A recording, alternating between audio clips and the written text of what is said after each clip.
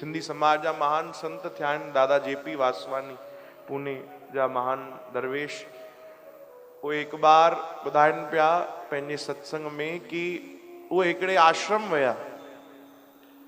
वो आश्रम उते सूरदास रहंदा जिनखे अखियूं न हुयूं, ध्यान ॾिजो भाई। तो उते 120 सूरदास रहंदा। घणा? 120।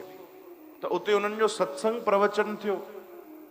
कुछ देर उन्हनि सत्संग ॿुधायो सभिनीनि खे। तो उन्हनि हिकिड़ो सवाल पुछियो सभिनीनि खां कि भाई तव्हां जेके हिते सूरदास जी वेठा आहियो, छा तव्हांखे कॾहिं इहो न लॻंदो आहे कि जेकर मालिक असांखे बि अखियूं ॾे हा ऐं असां भगवान जी बणायल जेकी सृष्टि आहे इन जो दर्शन कयूं हा?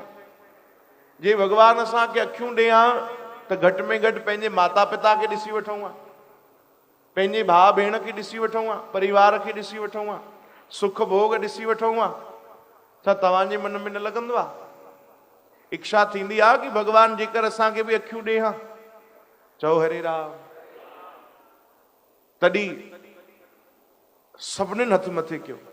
120 ॼणा हुया न भाई, 119 माण्हुनि हथ मथे कयो। हा साईं, असांखे बि लॻंदो आहे जेकर भगवान असांखे बि अखियूं ॾे हा त असां दर्शन करे वठूं हा, सभु इहे शयूं ॾिसी वठूं हा, नज़ारा। हिकिड़े केवल सूरदास हथ मथे न कयो। त हाणे भीड़ में अगरि कोई हिकिड़ो अनोखो हूंदो आहे त उहो अलॻि सां नज़र अची वेंदो आहे। चओ हरे राम। उन वटि संत पाण हली विया ऐं ॿियनि खां पुछण लॻा, छा हे केवल सूरदास आहे वीचारो, छा कन खां ॿोड़ो बि आहे छा, ॿुधणु न ईंदो आहे? चयो न न साईं, हिनखे ॿुधणु ईंदो आहे। चयो पियो प्यारा, मां सवाल पुछियो, सभिनीनि हथ मथे कयो कि हा असांखे अखियूं खपनि, असां बि भगवान जा इहे बणायल जेके सुंदर नज़ारा आहिनि अखियुनि सां ॾिसूं, सभु सुख भोग भोगियूं। त तूं हथ हेठि कयो आहे, छा तोखे अखियूं न खपनि? ॾाढो सुंदर जवाबु उन ॾिनो। उन चयो साईं, जे अगरि परमात्मा चाहे थो कि मां सूरदास रहां त मुंहिंजो कमु आहे उनजी रजा में राज़ी रहां।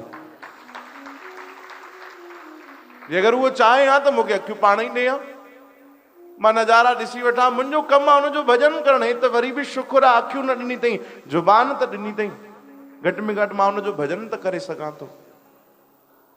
दादा जेपी वासवानी उन्हनि खे चवण लॻा, प्यारा, असली अखियूं त भगवान तोखे ॾिनी आहे, असां सभु त अंधा आहियूं। चओ हरे राम। असली अखियूं त भगवान तोखे ॾिनी आहे, भले तूं चवाइण में सूरदास थो अचे, पर अंधा त असां सभु आहियूं कि अखियूं हूंदे सूंदे बि प्रभुअ जा दर्शन नथा कयूं, रोज़ सतगुरनि जा दीदार नथा कयूं। असां त केवल इन ई नज़ारनि में पूरा आहियूं। चओ हरे राम। कहिड़े कम जी अखियूं?